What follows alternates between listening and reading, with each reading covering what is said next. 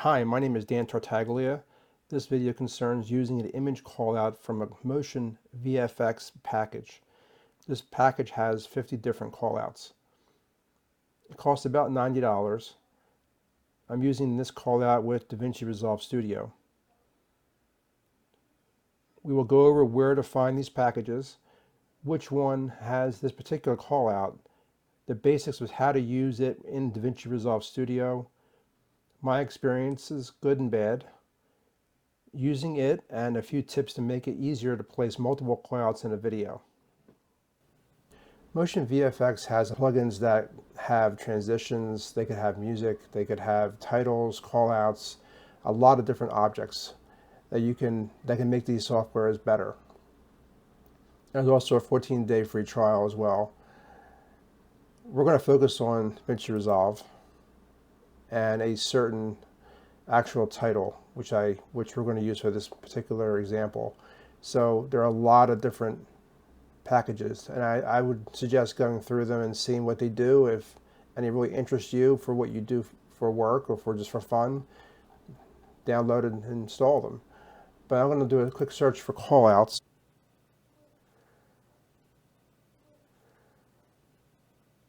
Now the one that I downloaded and one that has this particular callout we're going to use today is called mCallouts Simple to DVR, and there's 50 of them.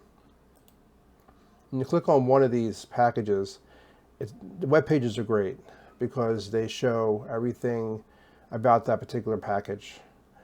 If I scroll down a little bit, there's a basic video of what they do, and there's also a tutorial video. And what I'm going to go through, we'll go through some of that and more. If I keep going down, in this case, and in most of these packages, you can see every single thing you're going to be getting when you install the actual package. And when you hover over these titles, you can see what they're going to actually do, which is pretty nice. The one that we're going to be focusing on really is this one here, because it has an image. And this one here also can do video, which is nice, which I haven't tried yet. I'll put the link for this in the comments. This is DaVinci Resolve Studio, and this is my drone video here of the shopping center. So let's place a couple callouts. So let's just move my playhead maybe to there, and let's do one for Costco here. In the past, I would actually cut the video clip to place callouts to track, but in this case, this package recommends to do it a different way. So instead of doing that, I want to click on Effects and place what's called an adjustment clip. And I'll put it here for a second, and I'll drag it up here to the playhead. It's 5 seconds long. I could make it 4 seconds, but it's okay. 5 seconds long right now. I'm actually going to make it the length of the actual clip. So let's drag this all the way to the end.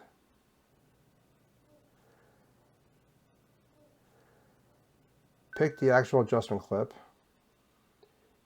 Once you do that, we need to place a callout on there. So let's go down to Effects, and then under there you'll see Motion VFX, and then all the callouts.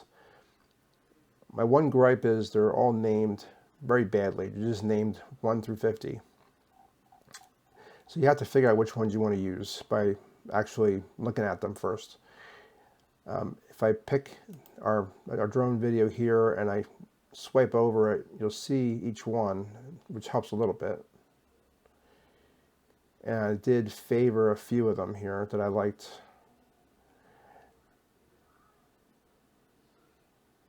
The one we're going to use today is, let's see, is 37, because it has an image in it. I'm going to drag down on top of the adjustment clip. And once I do that, you'll see it's right there. Now, if I pick my clip and then I go to Effects and then open up the Fusion page for that clip, you'll see it right here. So first thing I'm going to do is I'm going to make a few changes to this call out. I'm going to make it really simple. Right now there's a lot of things going on. So let's make it really simple. Let me expand some of these things. So under title, I'm going to actually turn off title. All I care about is the image in this case. I'm going to turn off subtitle. And I'm going to turn off the drop zone, which is the outside box instead of, actually that's the actual image that stays on. I'm going to turn off the frame thickness.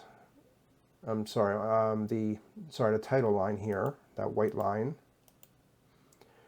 And there's also a, let me see here. Yeah, also the drop zone frame. All I care about is the image and the leader line in this case.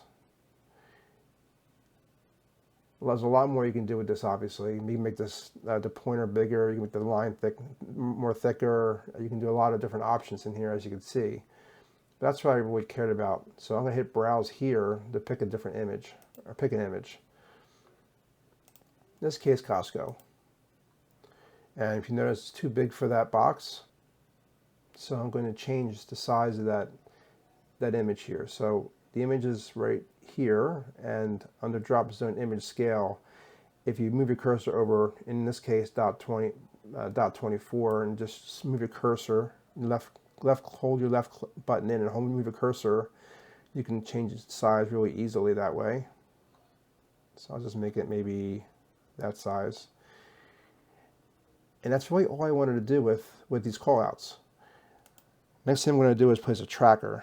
So I'm going to do a shift spacebar and type in track here and get a tracker node. I did not want to put there, so let's get that added there.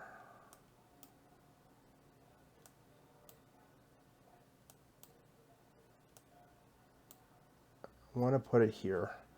I'll hold shift in, hold my shift button in, and I'll let go and I'll put it right there. So there's my tracker node, which is right here. I'm going to track something on top of Costco. So let's track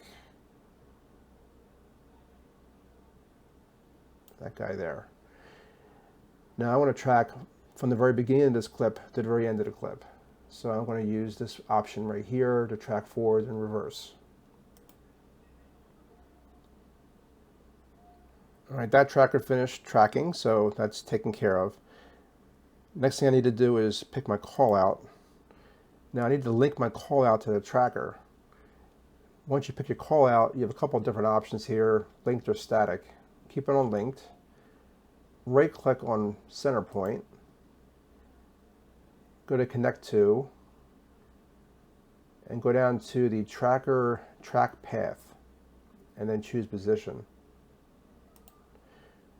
Now if I move my cursor and playhead near the middle, let's say, you'll see it automatically moves the end of the call out right there to that point in my tracker, which is great.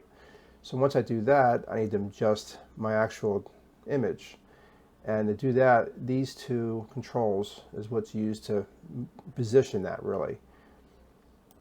So this one here will give you the angle. So maybe I'll try it there right now. And then this one here is link distance. And if you use these right here, you have better control than if you use these here. So if I do it this way, you have more subtle control. Over here, it seems to be a lot less subtle. So better off doing it here, where the numbers are. So I'll put it about there to see how that looks. So let's move the cursor near that playhead, and then move it near the end. That's not bad, actually. Okay. And that's all I'm going to do for that one. So I'll go back to my edit page. That's going in a few seconds, then going to the very end. What I want to do is I want to place another one of these adjustment clips. I'm going to copy this one instead of creating a new one. So I'm just going to do edit, copy, or copy paste. And I'm going to put it on top of this guy here for a second.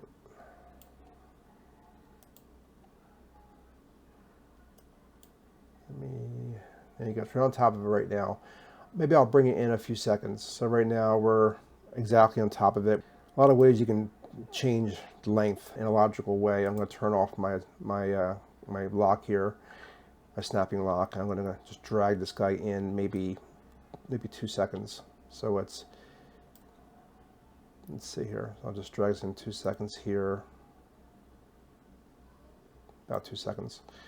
Have it go right to the end still. And then I'm going to pick it. I'm going to go back into my effects and then my Fusion page for that node. So in this time I'm going to pick tracker, and I'm going to drag this tracker. This time I'm going to track something else. I'm going to track, let's track these 3 stores here. So let's move this tracker node so that it can track those stores. And really it's the same thing. So I hit the back and forward so it tracks that one. If you're placing a lot of these callouts, it's best to plan ahead because there's a lot of time to do this and you don't want to do it more than once if you have to. Okay, the tracker is finished. The second tracker took a lot longer than the first tracker did.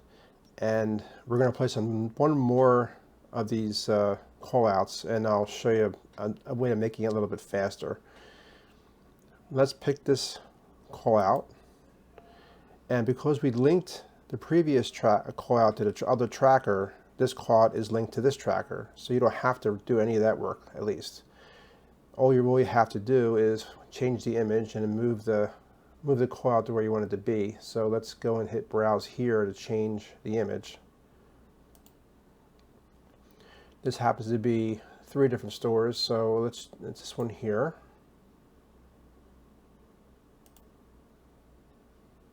Okay, and I'll make it a little bit smaller by going to drop zone image scale and just dragging this 0.12 to something a little bit smaller. And let's see where we're at as far as location goes. So in this case, I might put it down below the street. And again, you have to worry about tracking from one pretty long distance. So I'll put it there for right now and go to the beginning of my head here and just see where it is. And go to the end of the head here. I don't particularly like that one, to be honest. I'm going to move this to there and see how that looks. I like that better. Okay, I'll keep that there. That's how simple it is to place these trackers. So I'm going to go back to my edit page. Now I have 2 trackers placed. I'm going to copy this again. I'll do a copy. I'll just do a paste here. And we're going to do the same thing, but one slight difference.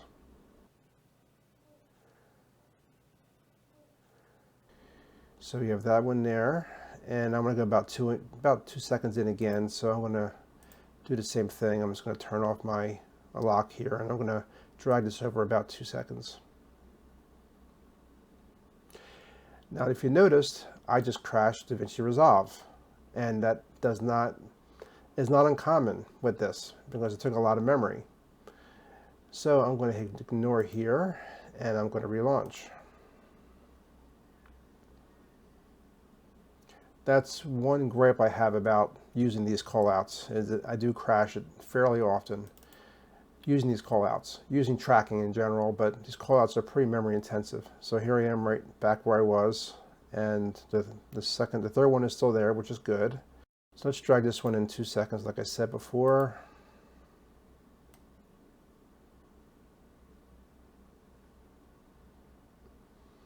Now I mentioned that there's a faster way to track than the second one took. To do that, what I would do is I would disable these other 2 trackers. So I would pick the tracker and hit D for disable. It'll turn them off temporarily. And then if I pick our current tracker, go to effects, go back to the Fusion page, pick our tracker, and this, I'm going to hit 1 just to open up the second window here, and I'm going to move that tracker and track something else real quick here. We'll track this Wendy's over here, for example.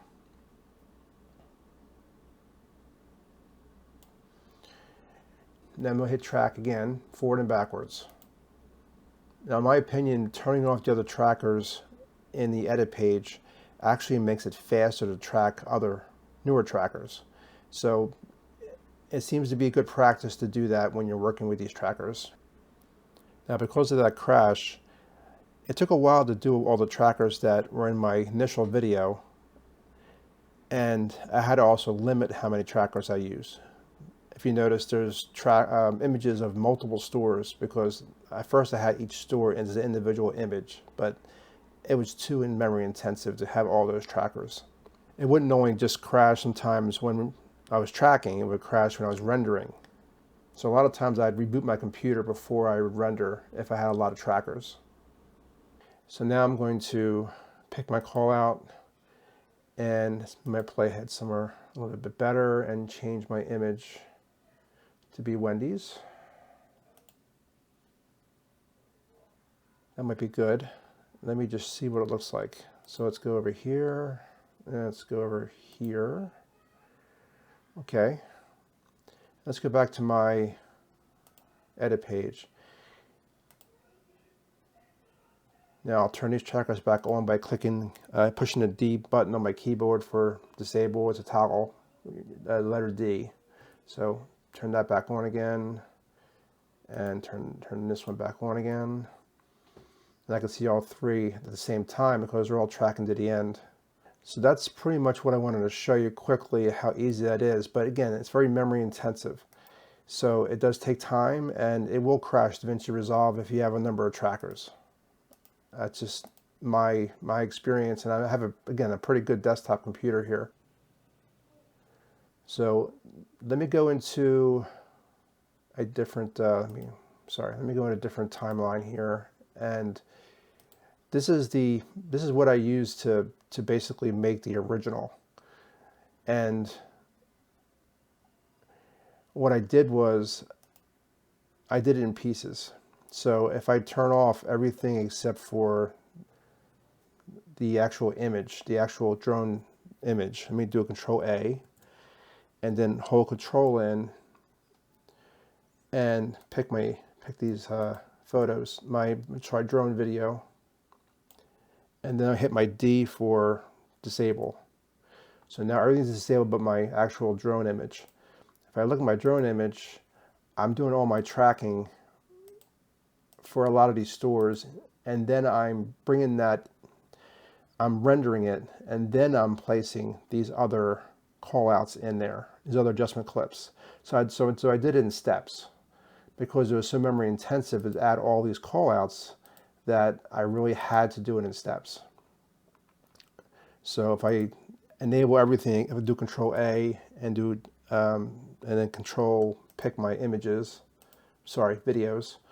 and hit D again, and I go over here. So this stuff here is in a separate rendering, and so is this right here.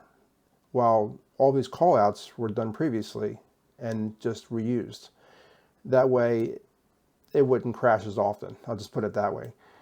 And it still crashed. So again, a lot of times before I'm going to render, especially all these different trackers, I'll reboot my computer just to refresh all my memory, turn off all my other software, and then do the render. And sometimes that even doesn't work, depending on how many trackers I have. And there are a lot of trackers here, as you can see. But that's what I wanted to show you today. Even though DaVinci Resolve crashed, I still recommend these trackers. They look really good. And if you handle them the right way, compile your video the right way, then this won't happen very often. It's just the fact that computers have a limited number of resources. Please let me know if you have any questions. Thank you. Bye.